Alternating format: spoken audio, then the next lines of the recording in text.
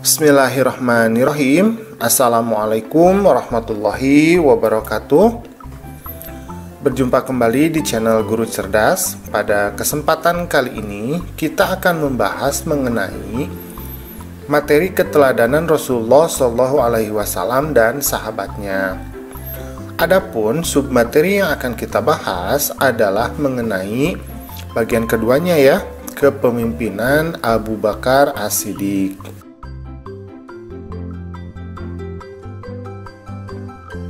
Abu Bakar adalah khalifah yang pertama setelah Nabi Muhammad SAW ini wafat. Abu Bakar dilahirkan pada tahun 571 Masehi. Nama lengkap beliau adalah Abdullah bin Abi Quhafah At-Tamimi. Nah, gelar Abu Bakar ini diberikan oleh Nabi Muhammad karena beliau adalah orang yang paling cepat masuk Islam. Jadi yang pertama masuk Islam itu adalah Abu Bakar, salah satunya yang dari kalangan sahabat. Kalau yang pertama sekali itu adalah Khadijah binti Khuwailid ya. Berarti Abu Bakar ini termasuk juga adalah as-sabiqunal awalun atau orang-orang yang pertama kali masuk Islam. Nah, gelar As-Siddiq ini diberikan karena beliau ini selalu membenarkan apa-apa yang Nabi Muhammad katakan dalam berbagai peristiwa. Terutama sekali adalah beliau orang yang pertama kali membenarkan peristiwa Isra Mi'raj, di mana banyak para kalangan Quraisy saat itu meragukan kebenarannya. Tetapi Abu Bakar dengan lantang mengatakan bahwa Nabi Muhammad itu berkata jujur ketika beliau melaksanakan Isra dan Mi'raj. Abu Bakar ini memimpin dari tahun 632 Masehi sampai dengan 634 Masehi. Abu Bakar ini adalah orang yang selalu meneladani perilaku Nabi Muhammad. Dalam menentukan keputusan di masa kepemimpinannya, beliau ini selalu mengajak para sahabat untuk melaksanakan musyawarah.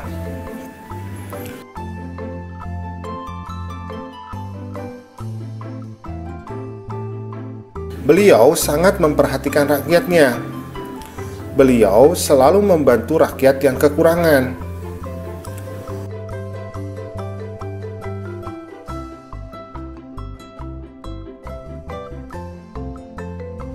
Pernah suatu ketika itu datang kepada beliau seorang wanita dari suatu desa tertentu bernama Unaisar. Kemudian dia berkata, "Hai Abu Bakar, apakah engkau masih dapat menolong kami memerah susu kambing seperti sebelum engkau menjadi khalifah?" Maka jawab Abu Bakar, "Insya Allah aku akan tetap bersedia menolong kamu."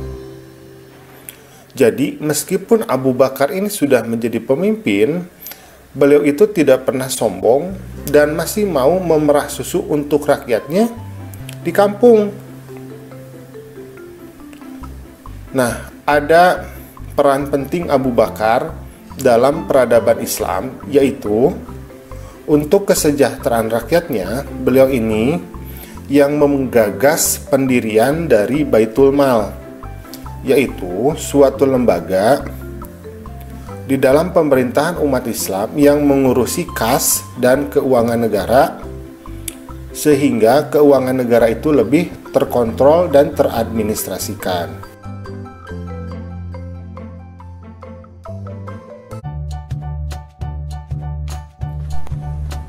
Bismillahirrahmanirrahim. Assalamualaikum warahmatullahi wabarakatuh. Berjumpa kembali di channel Guru Cerdas.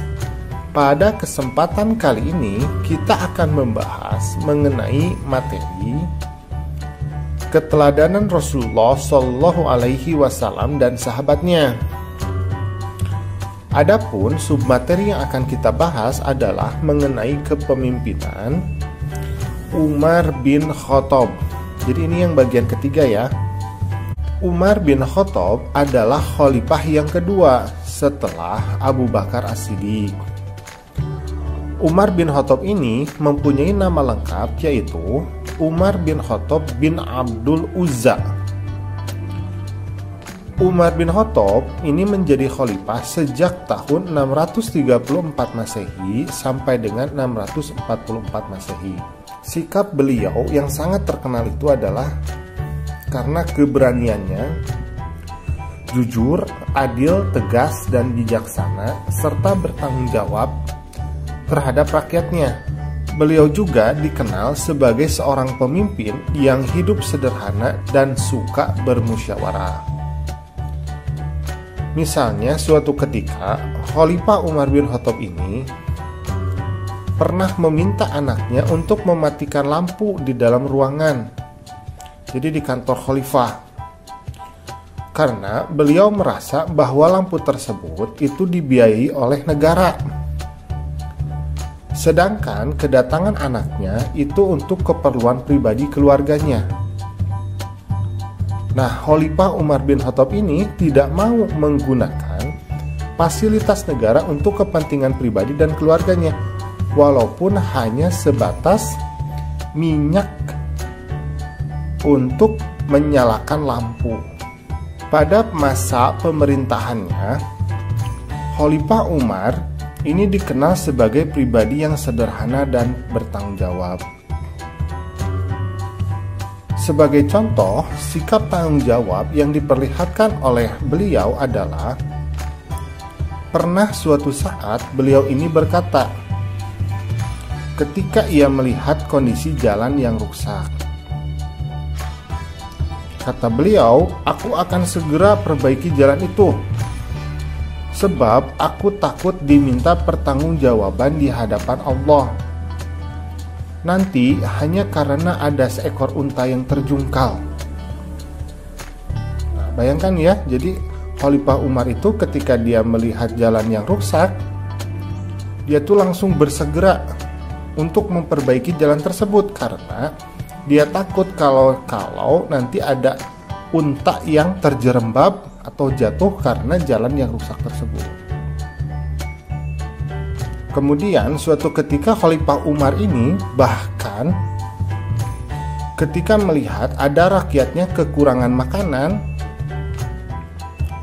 saking takutnya kalau rakyatnya itu sampai menderita, beliau bahkan memanggul sendiri gandum dari gudang negara ke rumah rakyat tersebut. Nah, masih banyak lagi perilaku teladan yang patut kita contoh dari Khalifah Umar bin Khattab ini. Tetapi yang paling utama itu adalah bahwa sikap beliau itu yang sangat pemberani, adil, dan hidupnya itu sangat bersahaja. Jadi tidak hidup dalam kemewahan.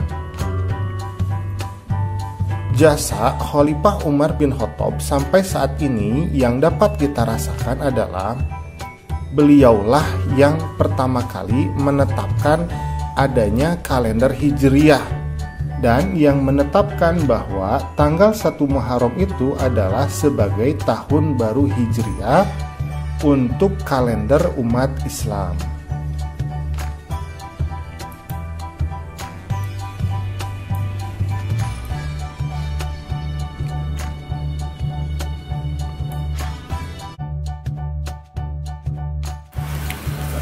Bismillahirrahmanirrahim.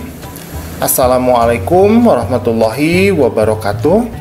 Berjumpa kembali di channel Guru Cerdas. Pada kesempatan kali ini kita akan belajar materi kelas 6 pelajaran 5 ya, yaitu materi keteladanan Rasulullah SAW dan sahabatnya. Adapun submaterinya adalah yang bagian keempat, yaitu kepemimpinan Khalifah Utsman bin Affan. Khalifah Utsman bin Affan ini memerintah selama 12 tahun atau dari tahun 644 Masehi sampai dengan 656 Masehi. Beliau dikenal sebagai orang yang sangat kaya raya dan dermawan. Bahkan sebelum masuk Islam pun beliau itu sudah sangat kaya raya dan dermawan, dan banyak hartanya itu disodakohkan untuk perjuangan umat Islam. Bukti kedermawanan dari Khalifah Utsman adalah beliau pernah pada suatu masa, di masa pemerintahan Abu Bakar, beliau ini memberikan gandum yang diangkut dengan 1000 unta. Jadi 1000 unta itu masing-masing itu membawa muatan gandum-gandum. Ya, jadi banyak sekali kan, untuk membantu kaum miskin yang menderita saat di musim kekeringan. Jadi luar biasa ya kedermawanannya itu. Nah, di masa pemerintahannya, Khalifah Utsman ini melakukan kodifikasi. Kodifikasi itu menyusun atau membukukan mushaf Al-Quran. Jadi Al-Quran pada masa lalu itu tidak seperti buku layaknya zaman sekarang, tapi masih tercecer. Jadi ada lembaran-lembaran ya, mushaf. Ada yang di kulit binatang, ada yang di kulit pohon, ada yang ditulis di dalam batu.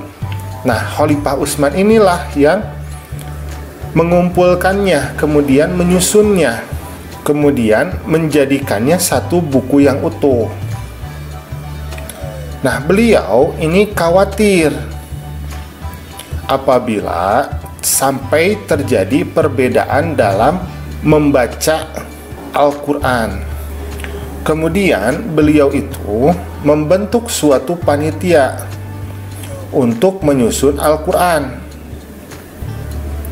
Nah, panitia ini diketuai oleh sahabat yang bernama Zaid bin Thabit dengan anggotanya yaitu Abdullah bin Zubair dan Abdurrahman bin Harith. Panitia tersebut bertugas untuk menyalin ulang ayat-ayat Al-Quran dalam sebuah buku yang disebut mushaf. Kemudian mushaf tersebut ini diperbanyak menjadi 4 buah. Jadi di fotokopi ya, dikopi jadi 4 buah. Satu buah itu disimpan di Madinah. Nah, mushaf ini disebut dengan mushaf al-Imam atau mushaf Utsmani. Kemudian 4 buah lainnya dikirimkan ke kota Mekah, kota Suriah, kota Basrah, kemudian kota Kufah. Di samping itu, beliau juga adalah orang yang merenovasi pertama kali Masjid Nabawi di kota Madinah, yaitu dengan cara memperluas kemudian memperindah bentuk dari Masjid Nabawi itu, karena perkembangan umat Islam pada masa Utsman bin Affan ini, pada masa Khalifah Utsman bin Affan ini sudah sangat cepat. Jadi umat Islam semakin banyak dan memerlukan tempat ibadah yang lebih luas dan lebih dapat untuk menampung sholat di kota Madinah.